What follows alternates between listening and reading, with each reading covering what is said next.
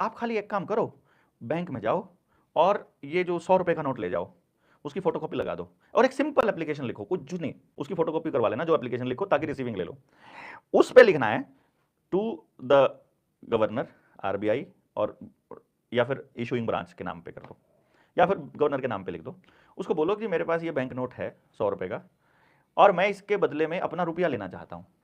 तो जो भारत के संविधान के हिसाब से और आरबीआई के मानकों के हिसाब से जो मेरा मानक है रुपया, मुझे मेरा मानक रुपया मुझे दे दो।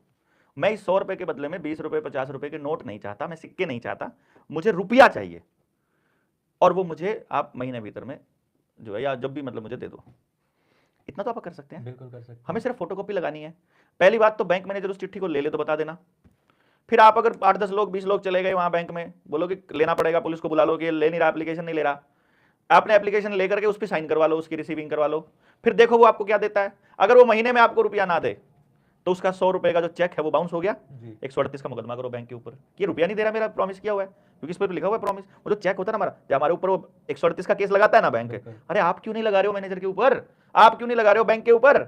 असल में वो फ्रॉड है, असल में उन्होंने आपको नकली पर्चियां पकड़ाई हुई हैं। और फिर देखो, बिना स्टैंडर्ड के छाप दिया तो नकली है, तो पूछ लो लिख करके, आपने लोन ले रखा है ना, आपको हक है भाई साहब की जो आपको लोन दिया था वो रुपया दिया कि नोट दिया। वो कह रहे हैं नोट दिया, तो पहले ये पूछ लो ये असली दिया कि नकली दिया। इतना पूछने में तो कुछ नहीं जाता ना भाई। भाई अपना क्या जा रहा है, हमने चिट्ठी लिखी, भाई भाई मेरे को डाउट आ गया, वो देवेंद्र बलारा ने दिमाग खराब कर रखा है, वो कह रहा है कि बैंक के नोट नकली हैं, मेरे को बता दो नकली है कि असली है। वो कहेंगे असली है। अरे जबानी नहीं, लिखित में दो कि असली है, लिखित में दो कि ये रुपया है, लिखित में दो कि ये भारत का मानक रुपया है। और जिस दिन बैंक वाला लिखित में ना दे उस दिन तो उसकी गर्दन पकड़ने का टाइम है ना। बिल्कुल है। जैसे वो हमारी जमीन नीलाम करता है, आप क्या नीलाम करोगे बैंक वालों का? तो देने में क्या दिक्कत है कि नहीं?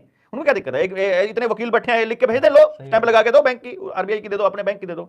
और कमाल की बात क्या है, आप तो अगर डिफॉल्टर हो जाओगे तो आपका तो मकान नीलाम होगा, जमीन नीलाम होगी, घर उठा लेंगे, गाड़ी उठा लेंगे, बाइक उठा लेंगे आपकी। तो बैंक अगर डिफॉल्टर हो गया उसका क्या करोगे? एक भी बैंक के पास अपनी एक भी रुपए की प्रॉपर्टी नहीं है। पूरे देश छोड़ो, पूरी दुनिया में किसी भी बैंक के पास अपनी प्रॉपर्टी नहीं है। तो आप बैंक वालों का क्या नीलाम करोगे भाई? गोल्ड आरबीआई अपना लंदन ले जाता है, ठीक है, गाड़ियां जितनी चलती हैं किराए पे, मतलब आपको तो ट्रक के लिए भी लोन दे रहा है, अपनी मारुति 800 भी वो किराए पे रखते हैं, नहीं समझे? सब कुछ किराए पे, गाड़ी भी किराए उस पे नहीं है उनकी, खरीदी हुई नहीं है, ऑफिस एक खरीदा हुआ नहीं है, एक कमरा नहीं मिलेगा आपको उनका। तो ऐसा कैसे हो सकता है, सोचो जरा।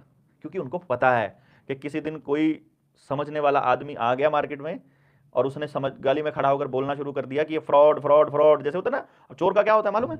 चोर का ये खेल होता है कि वो गठड़ी लादे हुए है और किसी के घर में घुस गया, फिर उसने सोचा ये और देख लेता हूँ, यहाँ आज साफ कर लेता हूँ, और वो देख ले कोई और कोई हिम्मत सा करके चिल्ला दे चोर चोर चोर, वो वहीं गठड़ी वहीं छोड़ के भाग जाता है। तो उसको मालूम है कि जिस दिन देश की जनता चोर चोर चोर चिल्लाएगी उस दिन तुझे जो कुछ भी होगा, प्रॉपर्टी होगी, गाड़ी होगी, वो सब छोड़ के भागना पड़ेगा। उसकी गठड़ी, इसलिए उसने अपनी गठड़ी बांधी ही नहीं, वो उसको थोड़े से चीज में सोने में ले जाता है। आपको तो देता है नोट पूरे बैग में भर के और खुद इतना सा सोना बना के भेज देता है इंग्लैंड। आपका उसका आरबीआई का यहां एक सिंगल कुछ नहीं रखा है। कितना पड़ा है? सारा 800 टन पड़ा था, 201 टन अब मंगाया है। वो भी इसलिए मंगाया क्योंकि क्राइसिस आना है, उसके ऊपर लंबी वीडियो बनाऊंगा मैं 1 घंटे की, कि क्राइसिस लाने से पहले ये गोल्ड लेके आया जाता है। ये पूरा का पूरा गेम प्लान का हिस्सा है। कोई लोग इसको सोच रहे हैं कि आरबीआई से गोल्ड मंगा के इन्होंने अपनी ताकत दिखा दी, प्योर ड्रामा है।